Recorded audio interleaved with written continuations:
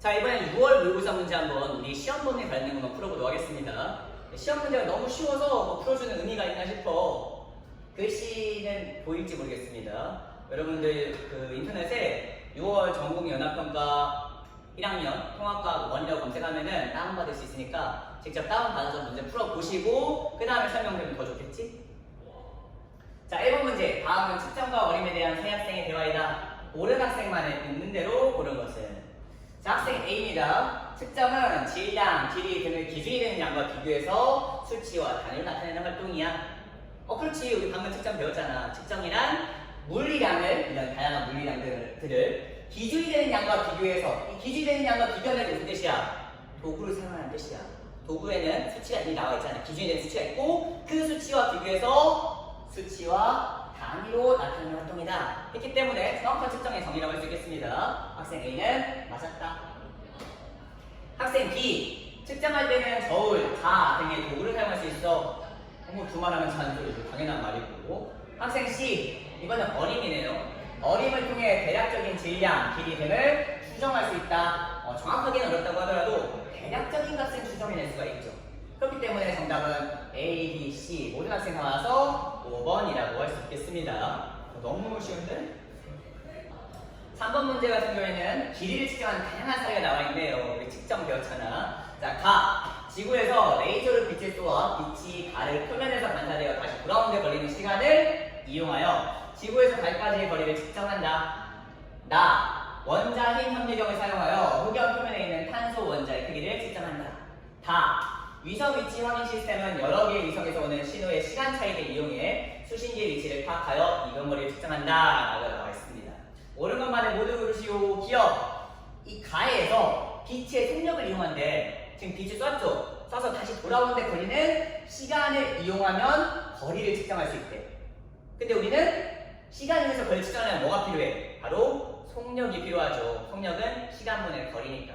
특히 빛의 속력은 언제나 일정하죠. 3 곱하기 10의 8 m/s잖아. 즉 빛의 속력 알고 있고 일정하니까 속력을 알고 시간을 알면 거리도 볼 수 있다. 따라서 기억은 맞는 보기인 겁니다. 한편 니은. 가에서가 나에서보다 작은 규모의 길이를 측정한다. 가는 지금 지구에서 달까지의 거리를 측정하고 있었잖아. 하면 나는 흑연에서 뭐였죠?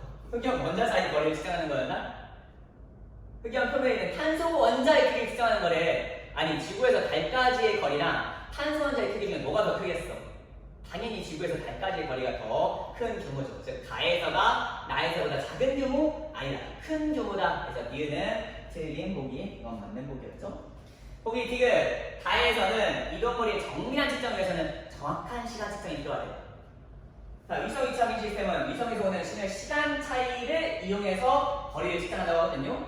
얘를 이용해서 이걸 측정하는데 이 시간을 정확히 측정할수록 당연히 더 정확해질 거 아닙니까? 당연한 거죠. 그렇기 때문에 이동거리를 정밀하게 측정하려면 이 시간 차이도 마찬가지로 정밀하게 정확하게 측정해야만 하는 겁니다. 너무너무 당연한 얘기를 이렇게 복잡하게 써놨어. 정답은 기억 기울서서 3번이다 라고 알 수 있는 상황.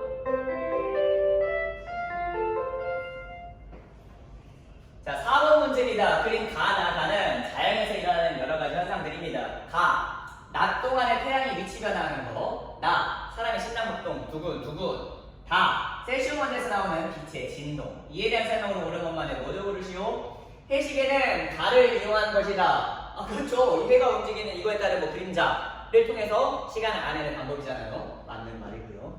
니은. 현재 국제고통의 시간 측정 표준 기억나시죠? 측정 표준은 단위에 대한 정확한 기준, 정의를 측정 표준이라고 합니다. 과학자들이 협의해야 돼. 측정 표준의 중요한 점은 측정 표준은 변하면 안 돼. 할 때마다 변하면은 단위로서의 의미를 잃게 됩니다.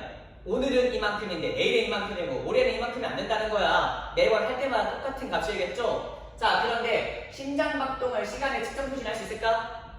그럼 안 돼. 왜냐면 심장박동은 사람마다 다 다르고 똑같은 사람이다 하더라도 바뀔 수 있는 거잖아. 나이를 먹는다든지 뭐가 여러 가지 조건들에 의해서 심장박동 수는 날 수가 있다. 그렇기 때문에 얘는 측정 표준을 이용할 수가 없습니다. 가를 이용한 시간 측정이 달을 이용한 시간 측정보다 더 정확하대. 이게 이것보다 더 정확하다? 낮 동안의 태양 위치 변화. 마찬가지로 태양의 위치 변화는 계절마다 날짜마다 다 다르죠. 이렇게 바뀌는 걸 이용해서 측정하면은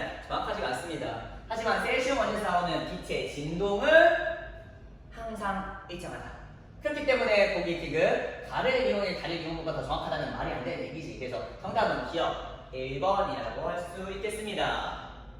5번입니다. 다음은 강력동에 대한 설명이다. 블라블라해서 안 읽을게요. 이에 대한 설명을 옳은 것만을 모두 고르시오. 기억! 인슐린의 단위체는 아미노산이다. 이건 쌤이 가르치는 파트가 아니긴 한데 단백질 호르몬인 힌트를 주고 있네. 단백질이야. 결과적으로 이 단백질의 단위체는 아미노산이라고 볼 수 있는 거죠. 알고. 니은은 측정 표준이 활용된 사례이다. 여기 지금 측정 표준이 들어가 있나? 들어가 있어. 사실 단위를 썼다는 것만으로도 이미 측정 표준은 활용된 거야. 왜냐하면 측정 표준 없는 단위는 의미가 없는 단위거든. 밀리그램, 데시리터라는, 특히 밀리그램 퍼 데시리터는 이 단위 자체가 이미 과학자들이 협의한 측정 표준이 있는 겁니다. 그렇기 때문에 단위 썼다는 것만으로도 이미 활용된 사례라고 볼 수 있는 거죠. 밀리그램 퍼 데시리터는 기본량에 대한 단위다? 그렇진 않죠. 얘는 농도를 의미하는 거잖아. 여기 써있는 농도라고. 농도는 기본량이 아니기 때문에 정답은 기억, 니은이라고 할 수 있겠다. 3번. 자, 6번 문제입니다. 그림은 도로에서 발생한 소리를 스마트폰으로 측정한 결과 나타낸 화면의 테이프라고 합니다. 기억 보기. 도로에서 발생한 소리는 디지털 신호이다? 도로 자연은, 사실 도로 자체가 자연은 아니긴 하지만 어쨌든 도로에서 발생한 소리는 아날로그 신호죠. 소리가 빵! 하고 발생했을 겁니다. 근데 이 소리의 크기는요, 연속적이야. 그래프로 한번 소리의 세기를 나타내 볼게요. 자, 시간이 지남에 따라서 도로에서 발생한 소리에 대한 소리 세기, 데시벨로 할까요? 소리 세기를 그래프 나타내보겠습니다. 지금 71.5 데시벨이 나와 있긴 한데요. 이 71.5 데시벨이 0에서 갑자기 홀짝 뛴 게 아니야. 이 71.5가 되기 위해서는 처음엔 0이었다 치더라도 이렇게 이런 식으로 연속적으로 커져서 71.5 데시벨이 된 거겠죠. 0, 1, 2, 3, 4를 거쳐서 71.5 데시벨이 된다는 겁니다. 즉, 연속적인 신호였기 때문에 얘는 아날로그 신호고 디지털 신호라고 할 수가 없다. 이 스마트폰에는 소리를 전기 신호로 바꾸는 센서가 있다. 그렇죠. 스마트폰은 일단 전자기기고 이 전자기기가 아날로그 신호를 받아들이면은 디지털 신호로 변환시켜서 활용합니다. 그래서 맞는 말이다. 데시벨은 소리의 세기를 나타낼 때 사용하는 단위이다. 그렇죠. 정답은 니은, 디귿 4번이다. 그림 가는 자연에서 발생한 신호고요. 나는 이 자연에서 발생한 신호를 전기 신호로 변환한 것의 일부를 나타낸 거래. 이때 가와 나는 디지털 아니면 아날로그라고 합니다. 사실 뭐 이딴 말 없어도 얘 아날로그고 얘는 디지털 신호라고 할 수 있겠습니다. 자연에서 온 신호는 대부분 아날로그 신호고 지금 연속적이잖아. 근데 이 연속적인 신호를 전기 신호로 바꾸는 과정 속에서 띄엄띄엄 지금 불연속적으로 원래는 없다가 막 나오고 다시 정되고 다시 팍 늘어나고 이런 식으로 지금 불연속적이잖아. 이렇게 나타낸 신호를 디지털 신호라고 한다. 기억, 가는 아날로그 신호가 맞았고요. 나는 연속적이라고? 연속적이지 않아. 지금 불연속적이야. 0 했다가 갑자기 팍 생겼고 다시 또 0 됐고 팍 생기고 0 되고 지금 이렇게 불연속적으로 나오는 신호를 디지털 신호라고 하죠. 그래서 가는 아날로그 신호 받고 나는 불연속적이기 때문에 틀렸습니다. 지금 나가 가보다 전송 과정에서 손상되기 쉽다. 얘보다 전송 과정에서 손상되기 쉽다고? 얘는 전송이 굉장히 쉽잖아. 전송된 과정에서 잃어버리지 않아. 얘는요 똑같이 따라하기 쉬워. 왜냐하면 불연속적이기 때문에 몇몇 값만 정확히 기억하면은 그대로 전송하는 과정에서 똑같이 복사할 수 있거든. 하지만 이런 아날로그 신호는 너무 정보가 많이 있기 때문에 이 내용 그대로 똑같이 복사하는 과정에서 뭔가 정보가 손실될 가능성이 높아지는 거죠. 이 모습 그대로 똑같이 그리는 과정 속에서 완전 똑같지 않거든. 사실 쌤이 나름대로 좀 비슷하게 그려보려고 했는데 뭐 너비라든지 기울기라든지 이런 것들이 지금 다 달라졌습니다. 이 과정에서 원래 가지고 있던 정보가 지금 손실되고 있단 말이야. 참 아날로그 신호는 전송하는 과정에서 정보를 손실할 위험이 있어. 그래서 전송하기 어려워. 정보가 너무 많거든. 용량이 너무 크거든. 하지만 디지털 신호는 딱 정확하게 여기 이 값에서 여기다. 여기서는 여기다. 여기서는 여기다. 라는 사실만 알고 있으면은 그대로 복사해서 붙여넣을 수가 있죠. 그런 면에서 나가 가보다 전송하는 과정에서 손상되기 쉽지 않죠. 나는 전송용으로 굉장히 적합합니다. 디지털은 전송하는데 좋다. 그래서 나가 가보다 전송하는 손상되기 쉽다. 아닙니다. 정답은 1번 기억. 다음은 원소 X에 대한 자료이다. X는 3주기 원소고요. 고체 X는 물과 격렬히 반응한다. 고체 상태에서 물과 격렬히 반응하는 물질 알칼리 금속이죠. 즉 알칼리 금속 중에서 3주기 찾으면 돼. 1쪽에서 3쪽이 뭐야? 1쪽은 술이나 지금 나트륨이네. 그래서 X는 나트륨이라고 볼 수 있겠습니다. 즉 고체 NaCl 소금이네. NaCl에서 Na 플러스와 Cl 마이너스는 성정기적 여기 결합하고 있다. 그렇지, 맞지. 이거는 맞고 틀린 걸 보는 게 아니야. 맞는 말이야 전부 다. 이 상황에서 나트륨의 전자배치의 원자음을 나타낸 것으로 가장 적절한 것은 나트륨 11번이거든요. 사실 11번 갈 필요도 없지. 3중이니까 전자껍질 3개 있어야 되고 전자껍질 3개 있는 게 얘랑 얘는 안 돼. 얘는 전자껍질 4개니까 얘는 전자껍질 2개니까 안 돼. 정답은 2, 3, 4 중에 하나인데 1쪽이니까 언제까지 하나이겠죠? 언제까지 하나가 얘네. 그래서 정답은 2번이라고 할 수 있겠습니다. 14번 다음은 물질 A와 B의 전기전도성을 알아보기 위한 시험이다. 전기전도성 시험에 잘 나온다 했었죠. A는 설탕 아니면 염화나트륨 중에 하나래. 뭔지 몰라. 둘 중에 하나야. B는 포도당과 염화칼륨 중에 하나라고 합니다. 이 과정에서 실험을 했더니 자 봅시다. 어떻게 실험했어? 두 개의 비커에 일단 A를 고체 상태로 B를 고체 상태로 두고 전기가 흐르는지를 확인했다고 합니다. 지금 A는 설탕 아니면 염화나트륨이고 B는 포도당 아니면 염화칼륨인 상황이야. 그리고 나서 이제 물을 넣고 이 A를 녹이는 겁니다. 수용액으로 만드는 거죠. 마찬가지로 B도 물에 넣고 수용액으로 만들었습니다. 그리고 나서 또 전기를 지금 측정하고 있는 그런 상황인 거죠. 자, 이렇게 실험했더니 가에서는 전기가 흐르는 물질의 가지수가 기억이고 나에서 전기가 흐르는 물질의 가지수는 또 마찬가지로 기억이라고 합니다. 그 상황에서 고른 것만을 모두 고른 것을. 자, 가가 일단 쉬워 보입니다. 왜냐면 가는 둘 다 고체거든요. 지금 문제 나와 있는 설탕, 염화나트륨, 포도당, 염화칼륨 전부 다 고체일 땐 전기가 통하지 않는 물질이죠. 왜? 설탕은 공유결합 물질, 염화나트륨은 이온결합 물질, 포도당 공유결합 물질, 염화칼륨 이온결합 물질인데요. 공유결합이든 이온결합이든 고체 상태에서 전기가 통하지 않는다. 즉, 가에서 전기가 통하는 물질은 뭐가 됐든 간에 아무도 전기가 통하지 않아. 그래서 가에서 전기가 흐르지 않는 물질 총 두 개라고 할 수 있다. 얘도 안 통하고 얘도 안 통하니까 기억이 지금 2라는 거죠. 근데 이 기억과 이 기억이 같습니다. 여기도 2잖아.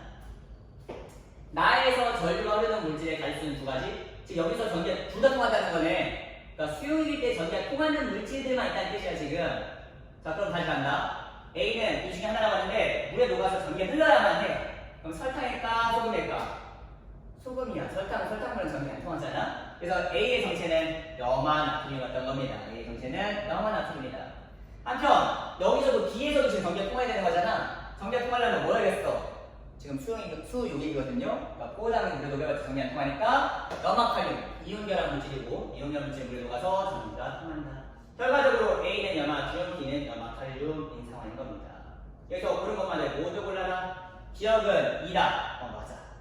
나에서 A가 지금 염화나트륨이죠. 염화나트륨은 분자로 존재한다? 염화나트륨은 이온결합 물질이기 때문에 분자로 존재하지 않죠. 이온으로 존재하죠. 특히나 나는 지금 수용액 상태이기 때문에 물에 녹아서 이온결합 물질이 물에 녹으면 어떻게 된다? 이온화돼서 이온으로 쪼개진다. 즉 이온 상태로 존재한다는 거지 분자로 존재하지 않습니다. 그래서 니은은 틀렸다. 분자로 존재하지 않고 이온으로 존재한다. B가 뭐였어? 염화칼륨이었죠? 염화칼륨이 이온결합 물질이다. 염화칼륨이 KCl이거든요. 칼륨이고 염화니까 이때 비금속과 금속이 만났으니까 이온결합 물질이죠. 정답은 기억, 기급해서 3번. 이제 드디어 마지막 문제입니다. 그림은 분자 가와 나를 모형으로 나타낸 건데요. 가와 나는 물 아니면 이산화탄소라고 합니다. 뭐가 물이고 뭐가 이산화탄소일까? 물에는 지금 수소가 있어. 수소는 알다시피 전자껍질 전자를 가득 채워서 두 개가 되고 싶어 합니다. 즉, 두 개가 되는 녀석이 있는 놈이 여기네. 얘가 지금 두 개 있잖아. 여기도 두 개 있네. 그러니까 수소가 지금 두 개 있는 게 보이니까 얘가 바로 H2O인 겁니다. 화면 여기는 CO2겠지 반대로 CO2. 우리 수업 시간에 했었잖아. 이 상황에서 옳은 것만 모두 골라라. 가는 물이다. 아니야, CO2야. 가에서 모든 원자는 네온과 같은 전자를 취하고 있다. 봅시다. 이산소 1, 2, 3, 4, 5, 6, 7, 8. 맨 마지막 전자껍질 8개를 사용함으로써 네온과 같은 전자를 배치됐죠. 네온이 원자번호 10번, 2개 8개거든. 그래서 얘는 네온 같은 전자를 배치됐고요. 얘 봅시다. 맨 마지막 전자껍질 있는 거 하나, 둘, 셋, 넷, 다섯, 여섯, 일곱, 여덟로서 네온과 같은 전자 배치가 되어 행복해졌고요. 얘도 똑같죠? 1, 2, 3, 4, 5, 6, 7, 8로서 네온과 같은 전자 배치가 되었다. 결론적으로 가에서 모든 원자는 네온과 같은 전자 배치를 가진다. 맞았어. 디귿, 공유전자쌍의 수는 가와 나와 같다고? 자, 가에서 공유전자쌍, 가운데서 두고 같이 쓰는 전자의 쌍, 두 개 나는 쌍이잖아? 한 쌍, 두 쌍, 세 쌍, 네 쌍. CO2의 공유상은 네 쌍입니다. 반면 물은 같이 쓰는 게 이게 한 쌍, 두 쌍. 즉, 두 쌍인 거죠? 네 쌍, 두 쌍이니까 지금 같지 않죠. 정답은 니은 2번이겠지 아마? 1번인가? 아 1번이네. 1번이 니은이니까. 그래서 정답은 1번 니은이었습니다. 자, 이렇게 우리 모의고사 문장 풀어봤는데요. 너무 쉬워가지고 사실 조금 약간 허무했다. 그래서 쌤은 모의고사 문제 참고해서 자주 시험이 되기 때문에 또 모의고사 문제로 조금 단련하면 좋을 것 같습니다. 자, 고생 많았고 시험 준비 잘 하시고 우리 다음 시간에 봅시다.